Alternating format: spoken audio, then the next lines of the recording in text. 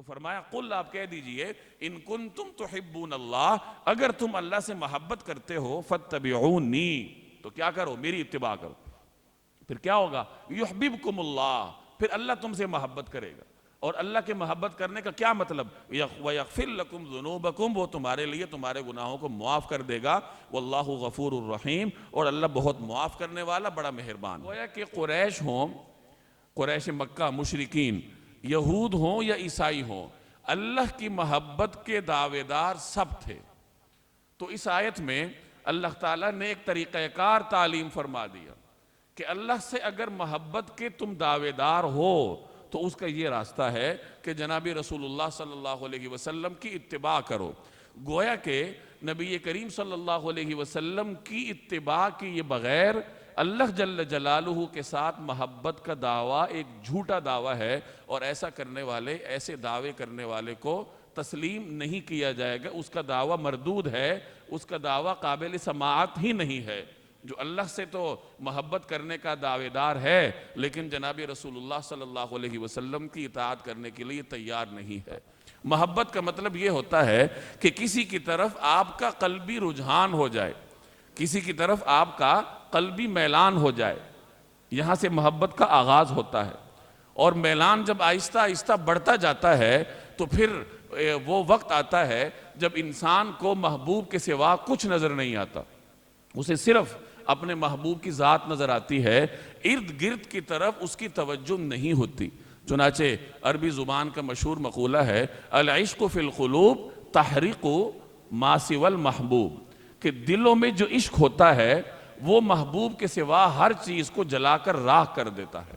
کہ پھر انسان کو اپنے محبوب کے سوا کچھ نظر نہیں آتا۔ اور جب آدمی محبت میں اور آگے بڑھتا ہے تو پھر وہ مرحلہ آتا ہے جب انسان کو خود اپنا آپ بھی نظر نہیں آتا، پھر اسے ہر طرف محبوب کے جلوے دکھائی دیتے ہیں۔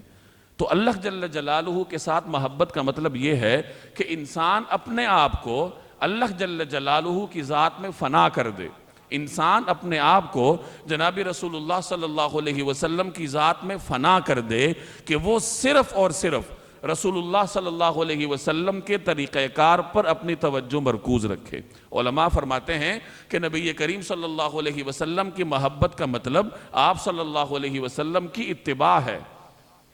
کہ محبت ایک خیالی چیز ہے، اور اس کو عمل میں لانے کے لیے رسول اللہ صلی اللہ علیہ وسلم کی سنت پر عمل درکار ہے، کہ جب آپ سنت پر عمل کریں گے اور انسان کی نشست و برخاست میں، اس کے حلیے میں، چلنے پھرنے میں، اس کے رسم و رواج میں سنت ہی سنت نظر آئے تو یہ گویا کہ عملی دلیل ہوتی ہے کہ یہ شخص جناب رسول اللہ صلی اللہ علیہ وسلم سے محبت کرتا ہے۔ ایک مرتبہ نبی کریم صلی اللہ علیہ وسلم وضو فرما رہے تھے، اور جو آپ کے وضو کا مائع مستعمل تھا، یعنی جس پانی سے آپ وضو فرما رہے تھے اور وہ استعمال ہو کے نیچے گر رہا تھا، تو صحابہ کرام اس پانی کو اٹھا اٹھا کے اپنے جسموں پر مل رہے تھے۔ تو نبی کریم صلی اللہ علیہ وسلم نے ان سے سوال کیا کہ آپ لوگ یہ کیوں کر رہے ہیں؟ تو جواب دیا کہ حبا للہ ورسولہ، کہ اللہ اور اس کے رسول کی محبت میں ہم یہ عمل کر رہے ہیں، اللہ اور اس کے رسول کی محبت میں۔ تو نبی کریم صلی اللہ علیہ وسلم نے ارشاد فرمایا کہ تمہاری محبت سچ اس وقت ثابت ہوگی جب تمہاری زبان سے سچ نکلے گا، جب تم سچ بولنے کے عادی بنو گے، اور جب تم اپنے پڑوسی کو ایذا نہیں دو گے، اور جب تم امانت میں خیانت نہیں کرو گے۔ یعنی محبت کا دعویٰ رکھنا اس وقت ثابت ہوتا ہے جب انسان سچ بولنے کو اپنے اوپر لازم کر لے، امانت میں خیانت نہ کرے اور پڑوسی کو تکلیف نہ دے۔ تو معلوم ہوا کہ محبت کے لیے عملی طور پر کچھ کرنا پڑے گا، کہ سنت کی اتباع کرنی پڑے گی۔ ایک اور روایت کا مفہوم ہے کہ ایک مرتبہ ایک صحابی نے رسول اللہ صلی اللہ علیہ وسلم کی خدمت میں حاضر ہو کر کہا کہ یا رسول اللہ مجھے آپ سے محبت ہے۔ تو آپ صلی اللہ علیہ وسلم نے ارشاد فرمایا کہ سوچ سمجھ کر بات کرو، تم کیا کہہ رہے ہو؟ اس نے عرض کیا کہ یا رسول اللہ مجھے آپ سے محبت ہے۔ تو آپ صلی اللہ علیہ وسلم نے فرمایا کہ پھر فقر کو اپنے اوپر لازم کر لو۔ مجھ سے محبت رکھنے والوں کی طرف فقر ایسا آتا ہے کہ سیلاب بھی اتنی تیزی سے اپنے منتہا کی طرف نہیں جاتا۔ یعنی سیلاب بہتا ہے نا، اور بڑی تیزی کے ساتھ اپنے انجام کی طرف بڑھتا ہے جس طرف پانی کا رخ ہوتا ہے، ٹھاٹے مارتا ہے پانی، تو فقر اس سے زیادہ تیزی کے ساتھ ان لوگوں کی طرف جاتا ہے جو رسول اللہ صلی اللہ علیہ وسلم کی محبت کے دعوے دار ہیں۔ تو معلوم ہوا کہ حضور صلی اللہ علیہ وسلم کی محبت اور مال کو جمع کرنا، یہ دونوں جمع نہیں ہوتے، کیونکہ آپ صلی اللہ علیہ وسلم کا اسوہ یہی تھا کہ مال آتا رہا لیکن رسول اللہ صلی اللہ علیہ وسلم لٹاتے رہے، لوگوں میں بانٹتے رہے، تقسیم کرتے رہے، اپنے پاس کچھ نہیں چھوڑتے تھے، اور اس چیز کو گوارا نہ کیا کہ میرے گھر میں مال کے نام پر کوئی چیز باقی رہے۔ جیسے حضرت صدیق اکبر رضی اللہ تعالیٰ عنہ کا طرز عمل تھا، جو پیغمبر کی محبت میں ڈوبے ہوئے تھے، اور عملی طور پر نبی کریم صلی اللہ علیہ وسلم کا عکس ان میں جھلکتا تھا۔ تو بہرحال میں اور آپ کمزور ہیں، اور ہم جیسے کمزور لوگوں کے لیے یہ ممکن نہیں ہے کہ جو کچھ آئے اور وہ سب انسان کیا کر دے، تقسیم کر دے۔ اگر اتنا کیا جائے کہ حلال طریقے سے کمایا جائے، اس میں سے زکوٰۃ ادا کی جائے، صدقات کا اہتمام کیا جائے، جتنا انسان سے ہو سکے اپنے ارد گرد کے لوگوں کا خیال کرے، ان کی ضروریات پوری کرنے کا اہتمام کرے، دین پہ عمل کرے، سنتوں پہ عمل کرے، نبی کریم صلی اللہ علیہ وسلم کی ایک ایک ادا کو اپنی زندگی میں نافذ کرنے کی کوشش کرے، تو اللہ سے امید کی جا سکتی ہے کہ اس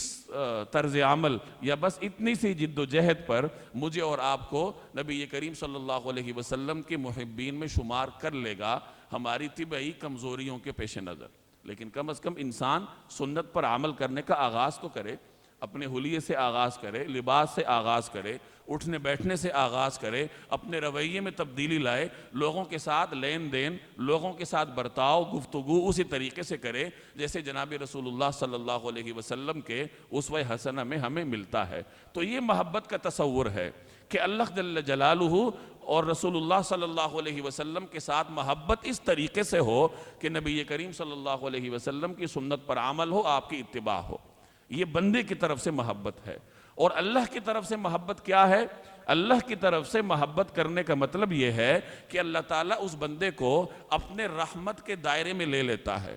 اس کے گناہوں کو معاف فرماتا ہے، اس پر اپنی رحمتوں کا نزول فرماتا ہے۔ تو آپ حضور صلی اللہ علیہ وسلم کی اتباع کریں گے تو پھر آپ کو اللہ سے امید رکھنی چاہیے کہ جو گناہ مجھ سے سرزد ہوتے ہیں بشری کمزوریوں کے پیش نظر، اللہ جل جلالہ جناب رسول اللہ صلی اللہ علیہ وسلم کی اتباع کرنے کی وجہ سے میرے ان گناہوں کو معاف فرما دے گا۔ اور یہی یہ آیت آپ کو بتا رہی ہے کہ اللہ جل جلالہ تک رسائی حاصل کرنے کا صرف اور صرف ایک ہی راستہ ہے، اور وہ ہے جناب رسول اللہ صلی اللہ علیہ وسلم کی اتباع۔ اس لیے کسی امام کا مشہور قول ہے کہ نبی کریم صلی اللہ علیہ وسلم کی سنت کی مثال حضرت نوح علیہ السلام کی کشتی جیسی ہے۔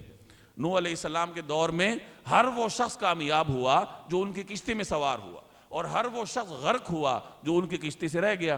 تو اس دور میں کہ نوح علیہ السلام کی کشتی وہ رسول اللہ صلی اللہ علیہ وسلم کی سنت ہے کہ جو شخص سنت پہ عمل کرے گا کامیاب ہو جائے گا، اور جو شخص سنت سے محروم رہ جائے گا وہ ناکامی سے دوچار ہوگا، خواہ دنیا میں وہ آپ کو کتنے ہی بڑے منصب پہ نظر آتا ہو۔ یہ مناصب تو ظاہری ہے نا، اصل عزت تو کیا ہے جو اللہ جل جلالہ کے ہاں ہے۔ تو فرمایا